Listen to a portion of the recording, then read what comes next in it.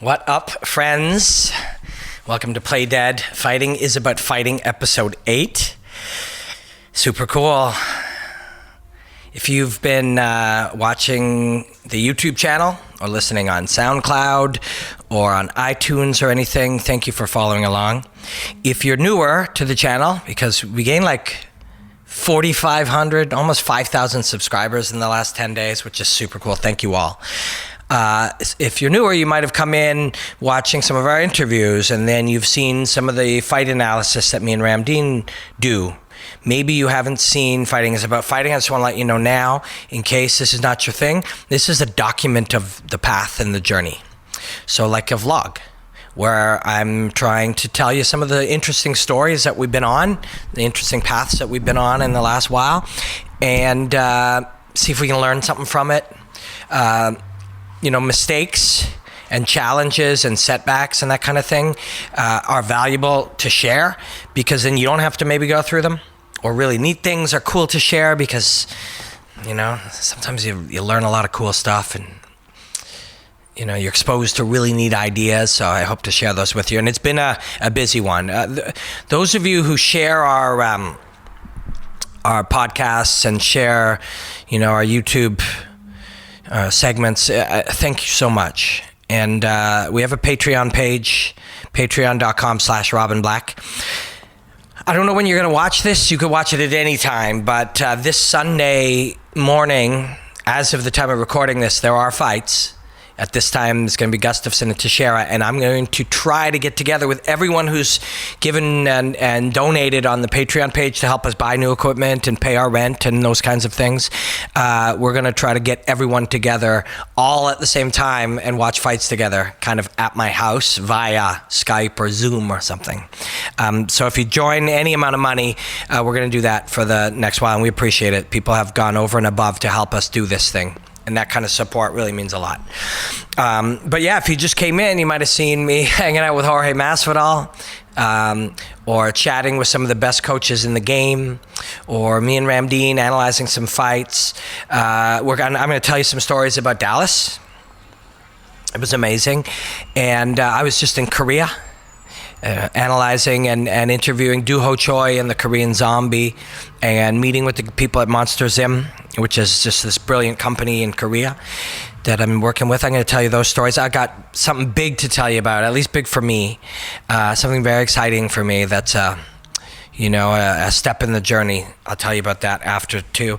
I don't know where to start. I mean, it's been a long couple of weeks. The reason I did a very short Ask Robin Black this week, and then haven't really done a Fighting is About Fighting to tell you about what the path has been, is because I'll tell you the last step of my 10-day trip of Dallas and Korea and stuff. All of it was wonderful until at the airport on the way home. The last couple days in Korea were going so well, and it was so interesting. If you do hear some music, they're playing in the basement.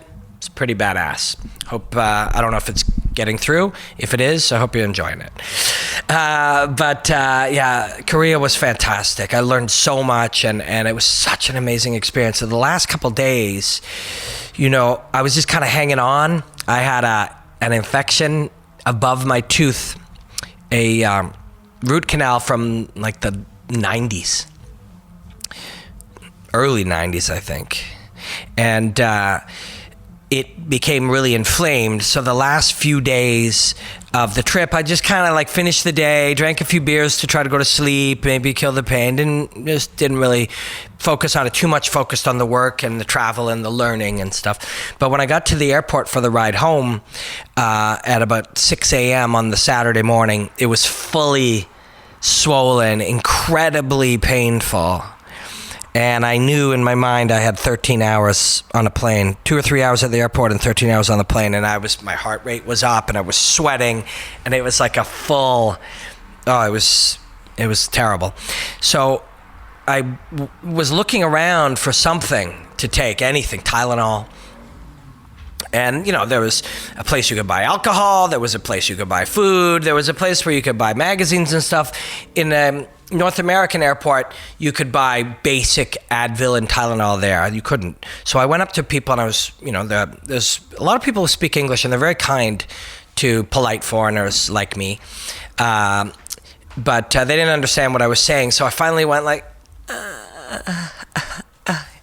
like I made a face, the universal face for bad tooth, and they said, gate 27 or whatever. So I go over and there's a pharmacy. And the pharmacist didn't speak English, and nobody there did. And I was kind of edgy and in pain and stuff. So I just looked, I scanned on the wall, and I read Korean characters at a level of somebody who was just born like 3 days ago.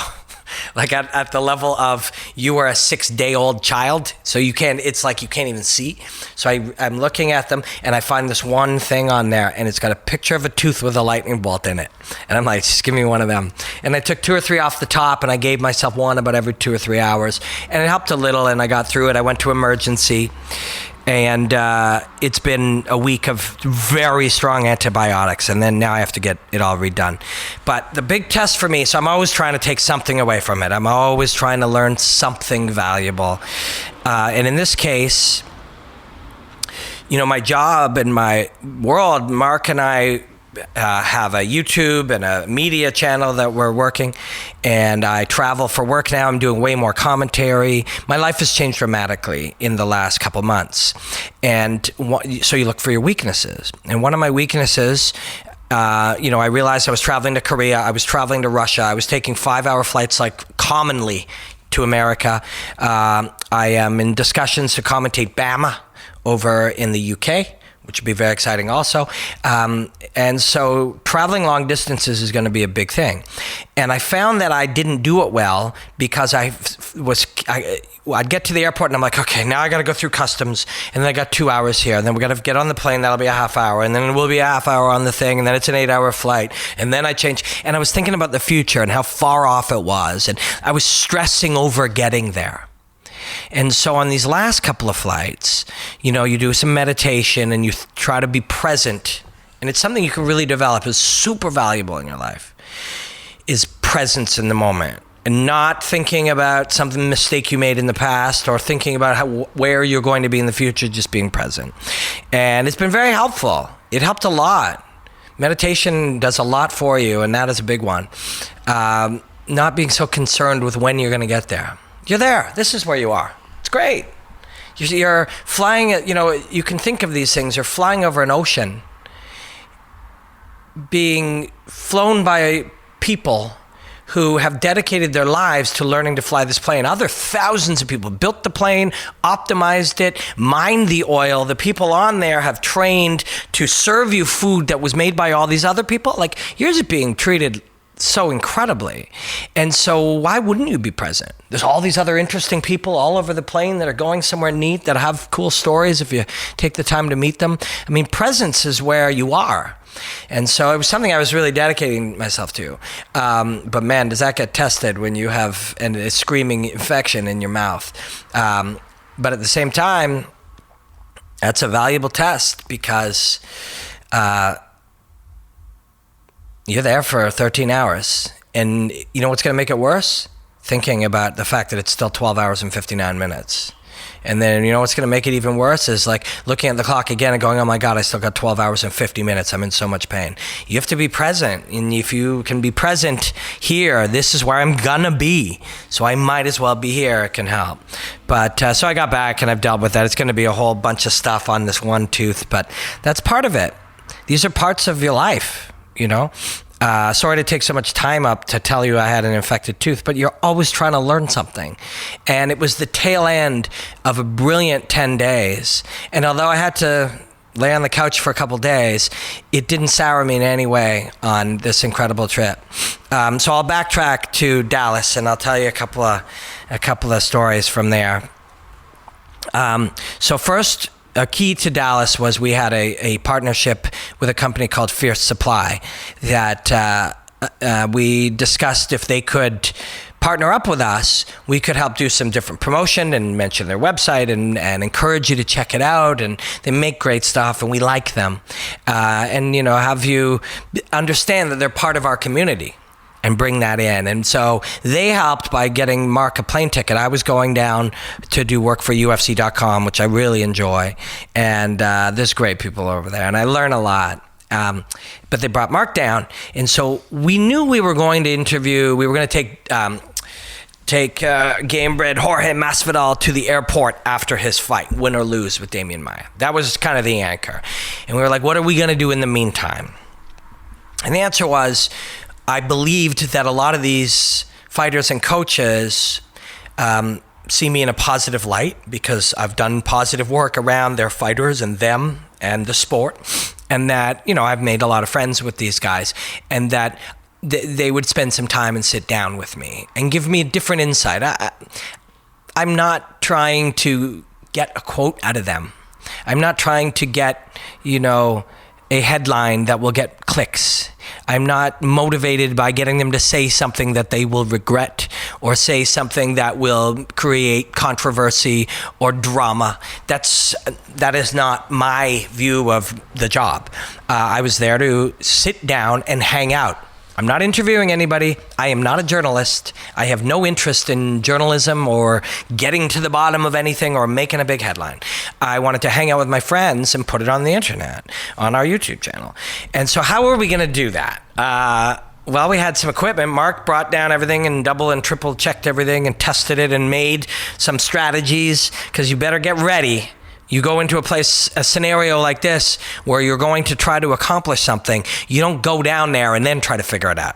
So Mark did a lot of work in advance to have a couple of different systems, the fast system, the mid-speed one, the one that's set up when we're set to go, so that when you get to where you're going to go, you don't have curveballs. There's no time. So we did the early work, we did the prep work, we got ready in advance. But we had no idea who we were going to get, although I sent a few emails. Frankie Edgar, are you going to have time? A couple coaches, because I knew they have a little time sometimes. Their guys are sleeping or resting, or they can slip away. A lot of these guys have fascinating stories and interesting insights, the kinds of things that I'm curious about. And I figure if I'm curious about it, some other people might be. They just don't necessarily know. They don't necessarily know the questions to ask. And they don't necessarily have the relationship where they'll get an honest answer. But I figured I did. But how are we going to do this? So we had a plan A, B, C, D, E. A was more or less what we got. So that's some good fortune. That was to go find a location at or near the bar or restaurant and discuss with the management that we would be out of the way, that we would do our best to show their place in a positive light. And we did. I should have mentioned it more often. What was it called? Draft. In Dallas, in the Sheraton. Sheraton, downtown Dallas. It was called Draft, and it was basically a sports bar, and on one side was kind of the noisy part, and then on the other side there was this kind of curtained off area they didn't really use, right? So it was kind of perfect. At first we asked and people didn't know, and then you just you be polite and you be persistent and you accommodate. They have nothing, there's nothing in it for them. And if you are in trouble in any way, if you're not capable of accommodating, nobody's going to set you up. You're making a big request. We were making a big request. So slowly, patiently, politely, honestly, we spoke to the wait staff, then we spoke to, managers, and they're like, well, we can't really do this, but we know this guy, the main guy who can do it, his name is Steve, and so forth. And we waited probably, you're sitting there investing 130 minutes into this, getting a general setup, but you don't want to be presumptuous either. And if at the end of it he's like, absolutely not, well, you better move on. So you're dealing with the challenges as they come. Through our good fortune, he was able to let us set up there. Once we were set up there, we had a home base, and he didn't say we could set up all weekend, but we were polite and we caused no trouble, and we were helpful in any way that we could. So we just kind of never left, and it was great. And so then we just started bringing people over. And we had, if you haven't seen the interviews, please check them out. We're very proud of them. They were great hangs. We call them hangouts, because that's what they are. We're not interviewing anybody. We're just hanging out with interesting people and asking the questions that I'm curious about. And it was really great. We learned a lot of stuff, a lot of really interesting ideas. Coach Mark Henry was very kind, and they were going through a tragedy. You'll check it out. You'll see a family member of theirs lost a family member, so it was tough. And Duke Rufus is a good friend now. I've known him for a lot of years, and I've sat down and chatted with him before, and it was nice to catch up with Duke. And Alex Cooper, who is Stipe's coach. Very cool guy. One of my favorite interviews, one of my favorite hangouts, I guess. I just said it's not an interview, but you get into these using lingo that's always used. And maybe, I don't know what the definition of an interview is. Maybe by definition, that's what it is. But I consider it a hangout. And one of my favorites because I didn't know him. So I was very curious. Who is he? Why is he this way? How do they train Stipe? Why would somebody dedicate their life to the things that these guys do? I know why Duke does it. I know why Faraz does it, but they're all different. I know why Matt Hume is trying to find perfection in the martial arts. I know why they all do it. Separate. So I don't know why this man does it. So that I really enjoyed. And Megan O'Leary, who's a good friend, she was very kind and sat down. I think she was the very first one we chatted with. Calvin Gastelum, we're just wandering through the gym. I'm like, hey, Calvin. He gives me a big hug. He's having a beer. He's a fun guy. For such a talented guy, it's neat because he's very young, right? So, he likes to eat and have drinks. And he's like, well, I'll fight at 185. And he's beating guys like legit people. 185 pounds. He's a killer. I love the man. We just ran into him. Hey, come on over. And we hung out. It was great. Same with Luke Thomas. By the time you're in there, everybody else is like, having drinks and eating and hanging out. We were working, but after 5 or 6 or 7, you switch from coffee to beer. And I had 2 or 3 beers while we were working, which this is the freedom this kind of gig gets you. Right? So that was wonderful. A couple of days. The first few days were the big ones. And then we realized that there's some real limitations with what we do, is that each one of those is going to take Mark hours to convert and upload and publish. So we could have done twice as much if we had twice the equipment. But we don't. And Fierce Supply was kind enough to get us there. And the people who have given us support on our Patreon page have been kind enough to give us support. But we're limited by what we can accomplish. But we're going to, as long as eventually Mark can make a few dollars from this, and I get enough work outside with my other, commentary work and my work for analysis work and stuff, then we'll keep putting it back in and we'll upgrade our stuff. Keep upgrading until we can move quicker, because it's a great problem to have that we could have had twice as much stuff and made it even better if we had the equipment. So we're limited by what we have, but we're not complaining. We're just doubling down, working twice as hard. So that's what you do. So the fights were amazing. Fight night was fantastic. And fight night, I ended up working with UFC.com, which I really appreciate. I learned a lot. There's an old school sports expert named Nancy Gay, who is an NFL legend as a early adopter, as a woman back in the change rooms. And I can't imagine what she went through. And she's just a stud. So I think she's close to 60, and she's had reconstructive knee surgeries and surfs. You know what I mean? Like a badass. And I learned a lot from her. My boy, Matt Perino, I love working with him. And so I just really appreciate being able to do that. And you're right in the heat. You're right in the back. You see some really cool things, and you get up close and personal. In the end, doing all this stuff, I'm doing this for love, I certainly am not doing it for money. My commentary gigs are paying my bills. And the work for Monster Zim has been very, very special to me. I'll tell you about that. That's the next chapter as we went to Korea. But I'm going to do some more work for the UFC, I believe. And I really appreciate it. It's my dream to work for them. It always has been. It has been since they existed. So that went fantastic. And of course, Sunday was Jorge. And Jorge Masvidal couldn't have been better to us. He's always been cool to me. I appreciate his art.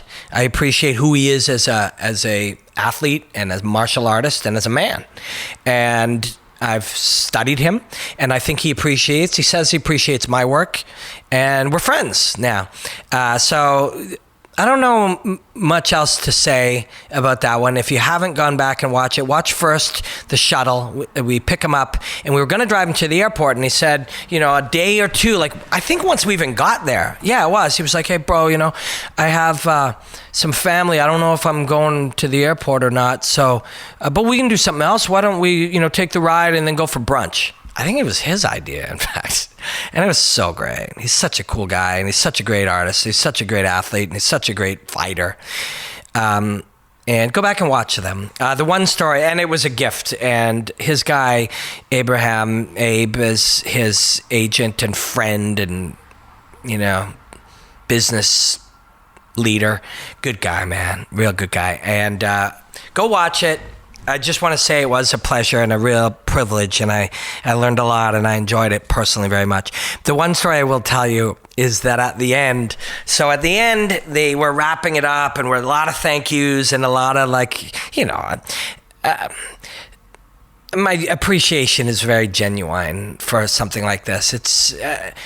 It's cool that we end up making a cool piece and people liked it. But for me, the experience of talking to a great athlete and a great artist like this, and someone I look up to and admire and I'm now friends with, and picking Abe's brain and them taking their time, I'm genuinely so grateful. And so we thank them and we wrap everything up, and and they're talking about how they've got figured out what flight they're gonna get on, and they might be able to get on this plane with a bunch of people, and they've got it all figured out. And so in talking about it, my brain kind of moved on, like, okay, thank you guys so much. And we gave them a hug goodbye, and we started walking back to the car. And we took care of everything. We had it all pro. We planned it in advance. I didn't get in the fighter's way leading up to it. I planned it with Abe to get everything right. We didn't disturb him. We let him have his night. In the morning, we made it smooth. We had the car waiting. We had the restaurant waiting. We had it all lined up. We paid for it all. And then we forgot to send them in a car back to the airport. We forgot to take care of them on the way out. Kind of hug, thank you, we're heading back. And then I suddenly realized they're following me. And then I'm suddenly realizing I thought that they were going to the airport. And then I realized that should have been me doing that. And then I'm kind of already at the car, and then I was kind of embarrassed. And then I'm like, are you guys okay? And then they're like, yeah, but they're sort of laughing. And then I apologized, but then I was even more embarrassed because we had just had this it was real dumb. But then Mark went out to have a smoke and walked over and chatted with them and made sure they were good till their Uber got there. But it was just a classic kind of didn't take care of the last thing. And it's interesting. The last tidbit, I see this a lot. Everything is, and fighters will tell you, they've all dealt with this at different times. They got picked up at the airport. The hotel was okay. They even got per diem. Everything was fine. After the fights, no ride back to the hotel and no ride to the airport. It's the end one. It's the wrap at the end. The last. That's what the pros do. And I shat that bed. I shat all over that bed. And then not only didn't know how to adapt because it was so weird. So I want to sincerely apologize to my boy Jorge Masvidal and to Abraham Kawa for fucking up the goodbye. I will not. I learned a lesson.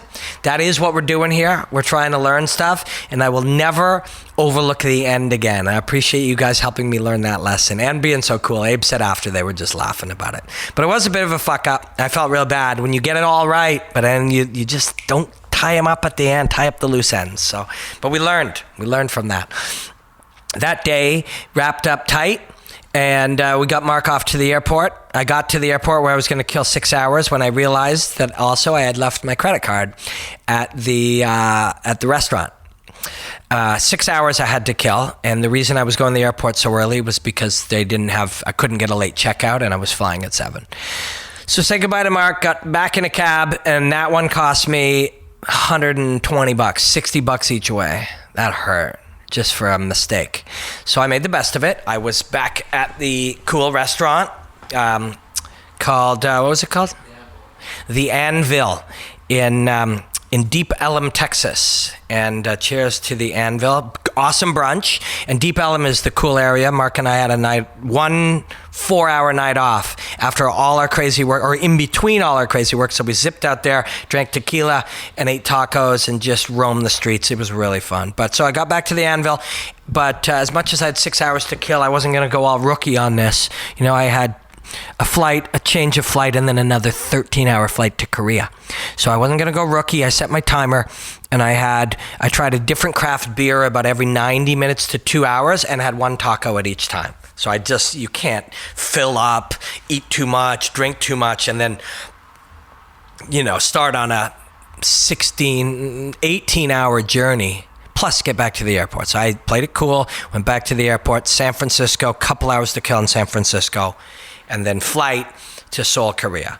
And let me tell you, there's a lot to dig into with Seoul, and I'm going to tell you more about Monsters Inc. I have told you about them in the past, but I was there to analyze and interview and analyze in the gym and break down footage with both the Korean Zombie and Doo-ho Choi. And it was a real privilege. It really was. The trip itself, there were 2 days of working with those two great martial artists, and it was brilliant. Really brilliant. They're both spectacular in different ways. They're both fascinating. They're both fighting on UFC 214, which I'm intending to also go down to with the Monsters Inc. team. But both phenomenal. And I was very blown away with the Korean Zombies young athletes. He had like 6-0, 7-0 guys in there, and the way they were moving, there's an element to the Korean game. Ramdeen and I have been studying it for a long time because we were studying, Dong Young Kim in Deep and Doo-ho Choi in Deep 2012. So we've been analyzing the game that's been advancing from Korea for a long time, and it's a beautiful game. The Korean Zombie has become not only a great fighter, but a great teacher as well. Doo-ho Choi, one of my very favorites, and I broke down footage with him. All that's going to be up on monstersim.com. It'll be up on YouTube as well. It's going to be weeks still because it's going to come out a little closer to their fights, which is the end of July. But I'll tell you, probably as much as I had an amazing trip, and I've got other stories to tell you, probably the best 30 minutes of the whole trip was quietly watching Doo-ho Choi work. Gently hitting the bag, shadow boxing, hitting some pads, moving around, just being an artist, doing his thing. I did that with Cub only 4 or 5 weeks earlier, and they are, and I'll add Anthony Pettis into that. Those three will have been the greatest privilege to watch them just move. But Doo-ho Choi, for just pure efficiency and perfection of kinesthetic movement, there are very few better. He is an incredible fighter, and still getting better. And he's got lots of ceiling still, because they don't have the full picture of weight cutting, and they don't have the full picture of replenishment, and they don't have the full picture of recovery. They are still learning in all these areas of science and optimization, and he is still this good. So imagine where he can go. So that was amazing. In the next couple of days, Aaron, one of our team, is going to put up footage of me traveling around and trying different foods and stuff. Just some behind-the-scenes kind of travel stuff, which will be cool. But I think the best part about it was working with the Monsters Inc. team. We are going to, together, build on some new projects. We're working on something called M Fights, which is a long-time MMA brand in Korea. We're going to try to see how we might be able to expand it in North America. I loved working with Mr. Kim, who is the CEO. You learn a lot from working with people like this. He's built this huge brand that in Korea as well as China. He has an office in New Jersey. He has an office in Los Angeles. And then he has me up in Canada. And he's built all of that. He's never borrowed a dollar. He had one credit card at the beginning that had a little bit of a limit that he had to float for a little bit. But he has never borrowed a dollar, and he's built that. And that's something I told him, something to be very proud of. And still growing, and we're going to try to expand in North America, and I'm going to play a role in that. The next job I'm going to do with them is New York City, early June. And I've already lined up Mark Henry. So we're going to chat with Mark Henry. He's starting to become a very well-known coach in Korea and China. And I think we've got Frankie Edgar that day. I've got to firm up some details if I can get some time with him, and trying to get Eddie Alvarez as well. There's also a young woman named Sky, Korean. She's famous in Korea and fights for 1FC. And so we're going to talk to her. So I'm back working for them. And I want to thank Monsters M. It's been a real pleasure going to Korea and experiencing Seoul. Check out my little travel video in the next few days. It was really amazing. And chatting with those great athletes. And they came along at a time where I'm ready to learn and grow and expand and travel the world and give them back the work that I can. And it's been an incredible partnership. But that was fantastic. So other than that tooth returning on a downslope, you just got a deal. Life's going to throw you these. It was incredibly painful. It was an incredibly painful end to a beautiful 10 days of travel and learning and growth. We added 5,000 subscribers. You know what I mean? 5,000 of you said, I watched this thing. I like it. I want to watch more of what you guys are doing. That's incredible to me. It really is. That's just absolutely incredible. And the amount of people that share the work that we're doing and the amount of feedback that I get, a couple months back, I could have never predicted where we'd be right now. So it's really beautiful, and it's really appreciated. Like I said, we're off to New York. At least I am. I don't know if we're in a position to bring Mark yet. So far, we're not. If anybody knows a sponsor, Fierce Supply is investing in some more stock in the coming while, so please check out their website at fiercesupply.com. They are, rather than, we will do more work with them in the future, but they are currently restocking.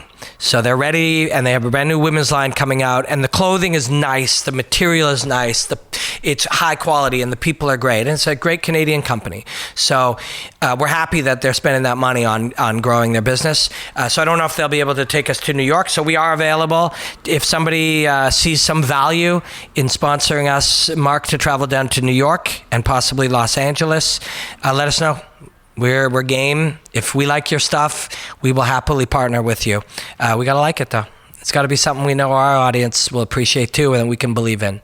But we're open, for sure. Let us know, please.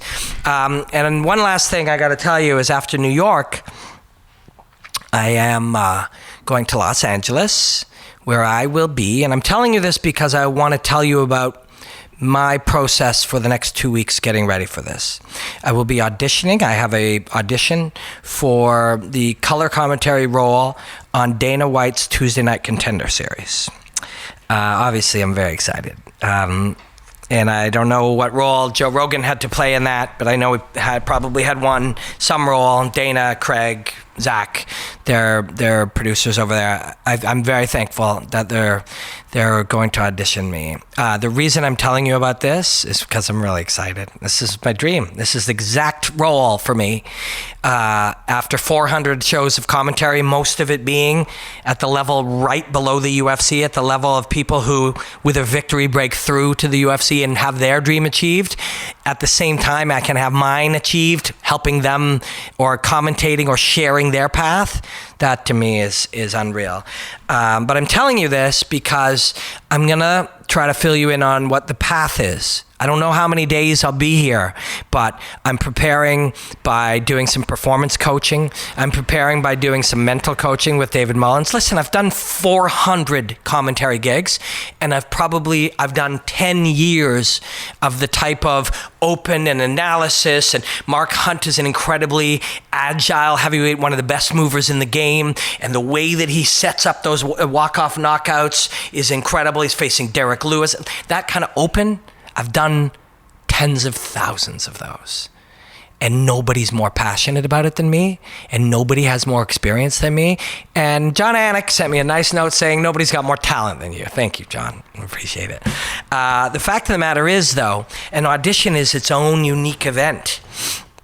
You're being asked not to, you did 1,000 of those and 920 of them are great. You're asked to show your best. What are you really capable of? Tonight, right here, right now, in this place, live to tape. Because this is just internal for Dana and Craig and Zach and their people. An audition is not, what's your body of work? What's your lifetime of work? Does the audience like you? Are you passionate? No one's more passionate than me. Nobody cares more than me.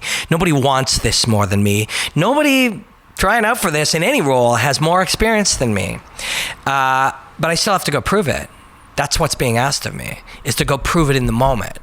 And prove it in the moment, and it's fascinating for me, is it's so much like, it's basically going to fight with the exception of you're not going to get kicked in the head.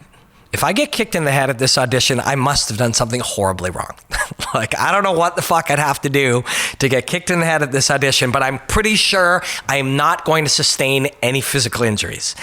But however, the consequences and the outcome of your fight is the real stress. Not getting kicked in the head. You know you're getting kicked in the head. It is failure. It's how badly you want it. It's carrying in, I gotta get this. I gotta win this. I want the win. Sorry. Yeah, see, I'm getting all worked up. That's not pro. I gotta get the win bonus. I gotta prove something. I need this. That's the problem. And that's real. And you don't address that by shoving it down and pretending it doesn't exist. You address it by addressing it. You put it all on the table, and then you deal with the realities of these things. This is stressful. I do want it really bad. The weight of that can cause you to not perform at your best. People have reactions in the moment, no matter how many thousand they've had, when there's that much weight on the line. So it's real. Address it, feel it, carry it, allow it to keep you sharp. That's what it is to go in and prepare to perform at a high level. I will not get kicked in the head, but the outcome means as much to me as Cody Garbrandt fighting for the title. This is my UFC title. This is not, wouldn't it be cool if I got this gig? Wouldn't it be nice to have a paycheck? Geez, this is my life, and everybody I'm up against are UFC fighters, and I know they all care. I know that they all would love to have a cool job too, but their goal in life is the UFC title. This is mine. So the weight is very heavy. So I'm going to walk you through it. I'm going to be honest. I think being honest in this way will help me a great deal. So I think next week's Fighting is about fighting. I'm going to talk to you about my process in preparing, how I'm going to prepare.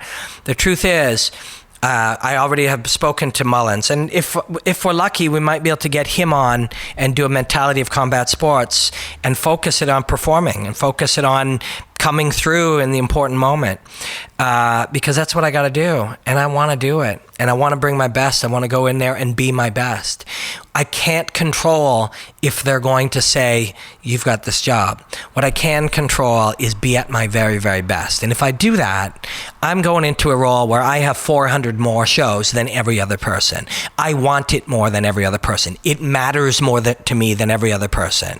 I have more experience than every other person, and they choose, There's a lot of variables.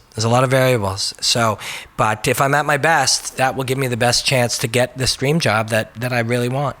And that I really want it. I really, really want this. And that's real. And that's heavy. So, so that's the next thing. I'm off to New York soon, but I'm also preparing. I've got to June 10th, middle of the day, go in there and give my it'll be short, 3-4 minutes on camera, and commentate internally 3 to 4 fights. That's it.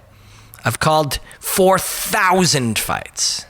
I got to be at my best. And the job now, from now till then, is to get myself in the best state for mental performance and for the expression of my skills. And I want to tell you all about it because I think you might find it interesting, but I have a feeling it'll really help me to talk about it. So that's it. Pretty excited. Black Hat.